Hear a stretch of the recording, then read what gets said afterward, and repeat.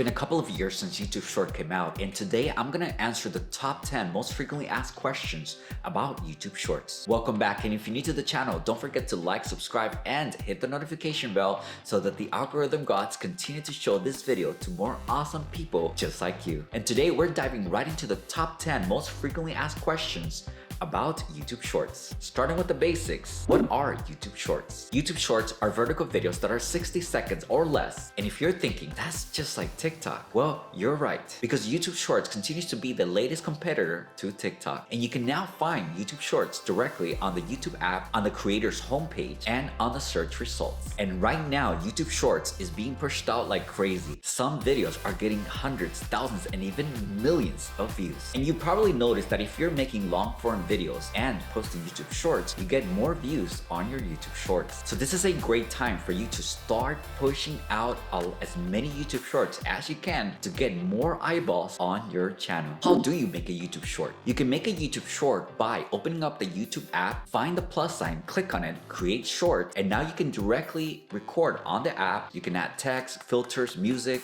and any of the latest features available on the YouTube Short app. How long can your YouTube Short be? YouTube Shorts can be 60 seconds or less, and that's currently. But that could change because other apps like Instagram and TikTok have increased the amount of time your short can be up to 10 minutes or 15 minutes. So how do you promote your YouTube Short? I would advise to post your video on other apps like Instagram Reels, TikTok, Twitter, and even Facebook. Yeah, I said Facebook. Facebook also has now Facebook Reels, and that is going to help you get a wider reach. You can also add relevant hashtags to your videos so that you can continue to reach a wider audience. But if you want to use the paid promotion, you can even sponsor your video and get more views. Alright, so how do you monetize your YouTube Shorts? In order to monetize your YouTube Shorts, you need 1,000 subscribers and 10 million views in the 90-day period. How do you track the performance of your YouTube Shorts? You can do this directly by downloading the YouTube Studio app, or you can go directly to the YouTube website, and once you click on analytics, you're able to see many things like the views, your watch time, and your engagement rate. Now, if you want to nerd out and get more analytics about your YouTube Shorts, then you can also use vidIQ or